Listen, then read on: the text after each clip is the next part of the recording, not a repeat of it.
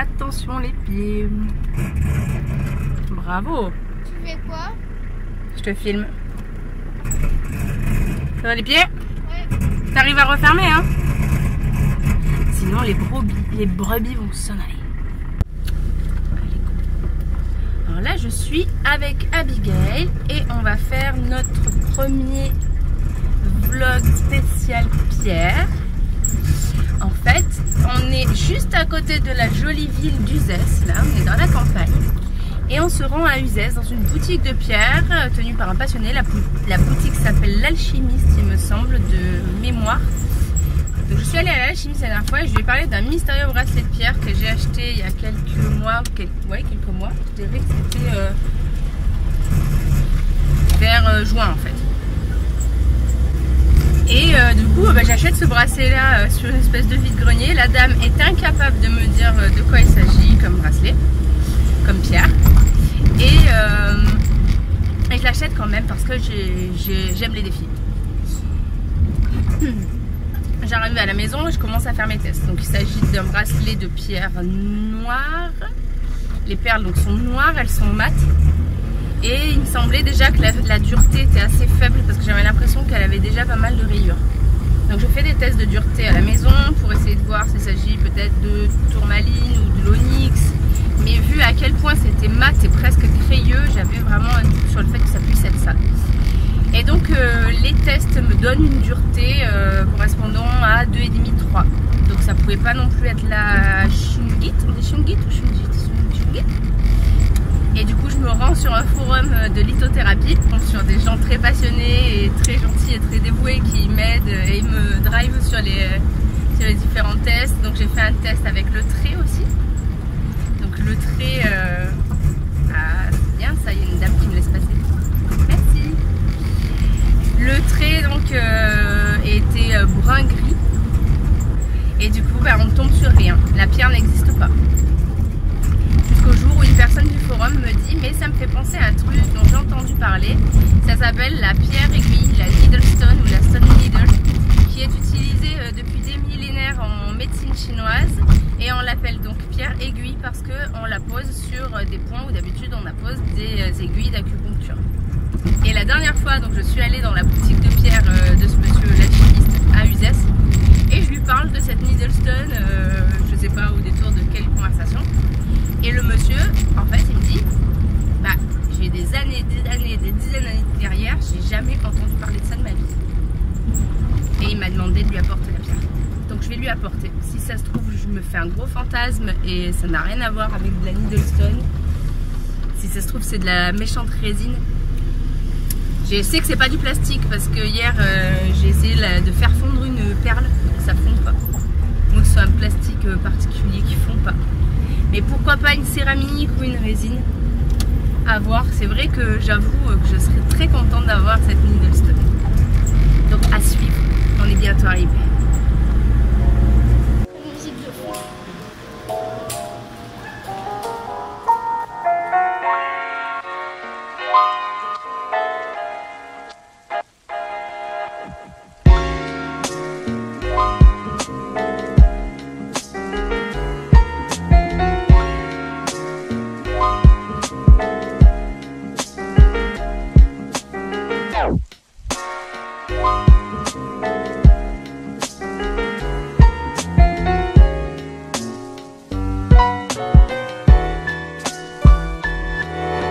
Uzès, c'est une ville médiévale qui a gardé beaucoup de choses anciennes. Et maintenant, il y a plein de petites boutiques vachement touristiques. Et donc, il y a des belles choses et des choses un peu moins belles, un peu moins authentiques. Ceci dit, si on fouille un petit peu, on trouve plein de belles choses à vendre. Est-ce que j'habiterai pas là, moi, un jour?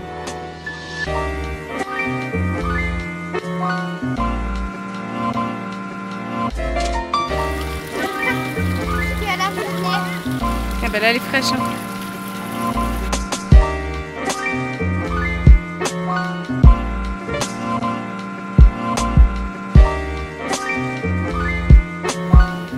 Et alors voilà la bête. Là on voit quand même qu'il est un petit peu veiné. Je sais pas si on voit bien.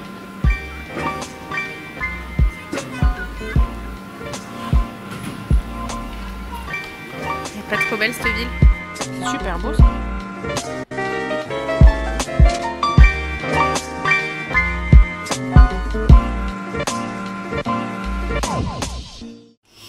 On est arrivé à la boutique de Pierre.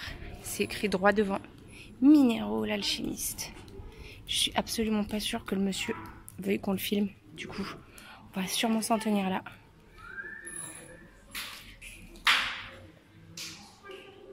Trop cool. On y va? On y va.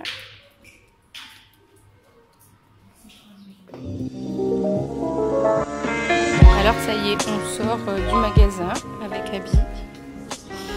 Et on a un petit peu avancé. Le monsieur avait des gros doutes quant à la véracité de ce truc-là, c'est-à-dire est-ce que c'est vraiment de la pierre ou est-ce que ce serait pas une espèce de résine un petit peu étrange.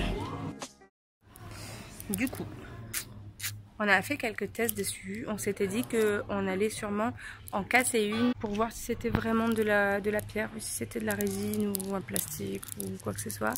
Et avant ça, le monsieur a proposé de faire un test à l'acide. Il me disait que si vraiment c'était comme il y a écrit sur internet une pierre aiguille, eh bien elle serait faite notamment de calcite. Et donc elle réagirait en moussant en fait si on met de l'acide dessus.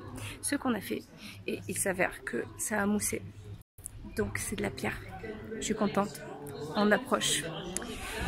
On n'a pas réussi à trouver la composition chimique d'une telle pierre, donc d'une pierre aiguille.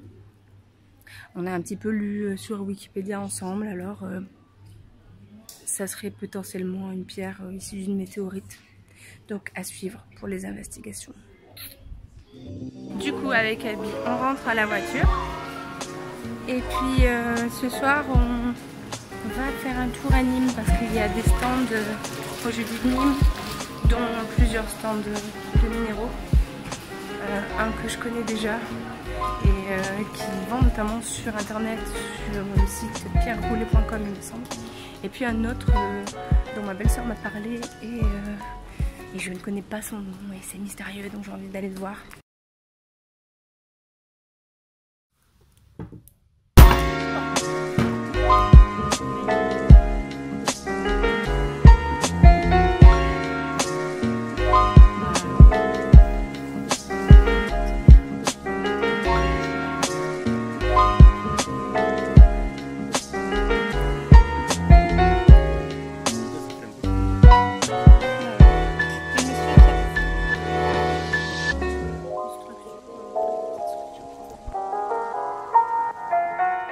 Voilà, sur Wikipédia, il y a écrit que quand elle n'est pas polie, elle est censée être grise, voire un petit peu jaune. J'ai vu à des endroits un peu jaunes, effectivement. C'est pas des masses à la vidéo, mais là c'est un petit peu jaune. Là, au lieu de faire des traces blanches, là devant mon ongle, ça fait des traces jaunes. Mais bon, je filme avec mon téléphone, donc...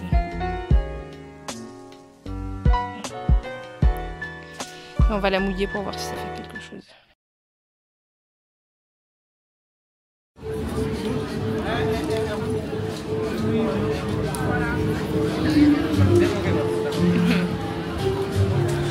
On a acheté 3 nouvelles pierres. Yes. C'est quoi comme pierre? De la céramique. La céramique? Non. Non, vous savez qu'il y en a une qui ressemble. C'est quoi? La séraphinite. La séraphinite. De quoi? Tout finit en hit de toute façon, les 3 qu'on a achetés. Les autres, je sais pas. De l'apatite. Ah! Apatite B. Ah! Apatite C. Ouais. C'est pour sa chaîne YouTube. Et la dernière, c'est la sélénite pour toi. Hein. Sélénite. Tu as vu, Juju, qu'il y a une unakite assez jolie là-bas? Non. Regarde, elle est plate et elle est belle. Elle est dans quoi? Qu'est-ce que t'as pris, Juju, alors? Alors pour le moment, j'ai pas encore vraiment acheté les trucs, mais il y a une tourmaline. Une tourmaline du coup. Hein. Oui. Et il y a mon nom dedans, je m'en fous, c'est trop cool. Donc une tourmaline. Une tourme? Un quartz rosaline. Une quartz rosaline. Un photochromite. C'est pas une rhodonite par hasard? Une rhodochrosite? c'est écrit en Canal Plus. En Canal Plus.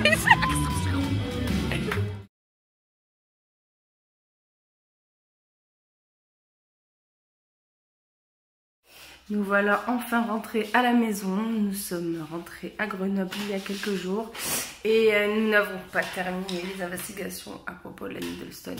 C'est très triste. Mais quand même, on a avancé. On sait déjà que c'est une vraie pierre. On lui a fait beaucoup de mal.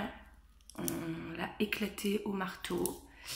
On lui a versé de l'acide dessus. Et ça nous a permis de déceler de la calcite à l'intérieur. Donc ça c'est chouette. Si on en croit Wikipédia, c'est une météorite qui tombe en Chine.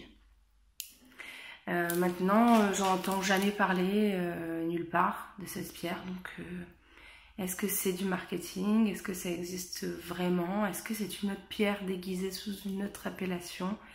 Je n'en sais rien. Je vais continuer les investigations et j'espère que vous allez m'aider et que vous allez me donner des pistes parce que là je commence à sécher sérieusement. En attendant, je vous remercie d'avoir vu notre première vidéo sur la Lapis Coloratus. C'était vraiment très rigolo à tourner et j'espère qu'on aura plein d'autres choses à vivre ensemble. À bientôt.